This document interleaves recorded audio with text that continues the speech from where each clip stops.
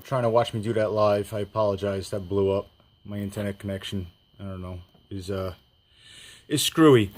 '09 Chevy Traverse, check engine light, obvious misfire. I already troubleshot it. It's got a bad number 6 coil. I was even trying to get the scope. I was going to do a video on it, but it only does it when it's ice cold and only does it for about a minute, and then the coil starts firing, so I couldn't get it long enough. And time's running out, and I need to get this done because it's late. And I want to finish up. This turned into under the heading of know where your stuff is. Not only your tools, but your junk.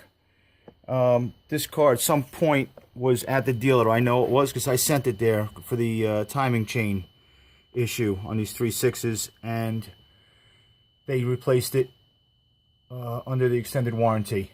You guys can see that right there. Let's see if I can focus in on that a little bit. You see that? Pull the intake off. And that's staring me in the face.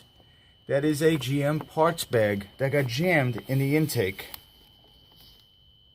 Just like that.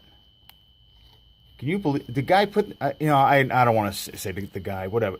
Somehow, somebody didn't notice there was a bag there and put the intake down on top of that bag. I don't even know what to say about that. It was funny. I don't know, make a point out of this video that know where your junk is. You know, part of my tips, or whatever you want to call it, I always say, if you have a cart, start off clean, end clean, so you know where your stuff is. Obviously, nuts, bolts, tools, whatever. You know, if you start off with a clean tray and you end with bolts on there, well, you forgot something, right? Duh. But it also goes for garbage. Like, you know, you got bags and stuff.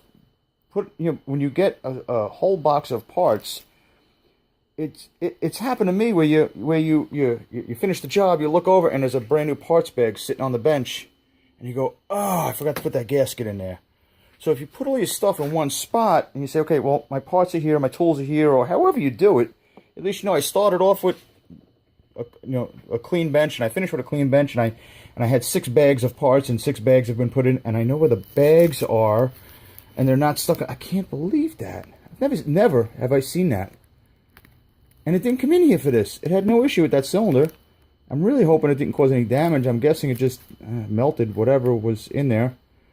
You know, know where your stuff is. Start clean, end clean. And hold on, let me see. Hold on, I'll show you one more. I'll add to this. This is under my toolbox over here. If you get a chance, get one of these. It's a nut and bolt tray. I use this when I do big jobs, and I'll put if I know I have series of bolts, nuts coming out, intake, whatever, valve cover, I'll start off, I'll put my first set of bolts in here, and so on and so forth. And I know when I'm going back together, I go backwards. It sounds primitive, right? I'm doing this forever. I should know better. No, I'm not a genius. And I know I work my way backwards, and I ended up in here, and I end up, and it's empty, and that's what I use this for. If it's empty when I started, it's empty when I finished, I'm good. I put this like this, you know, clean when you start, clean when you finish. That's really it. I just wanted to, wow, that's incredible. And that's neat. The gasket actually looks still good. I think I'll leave it alone. That's incredible, though. Maybe I'll get my borescope. I'll look down in there, see what it looks like.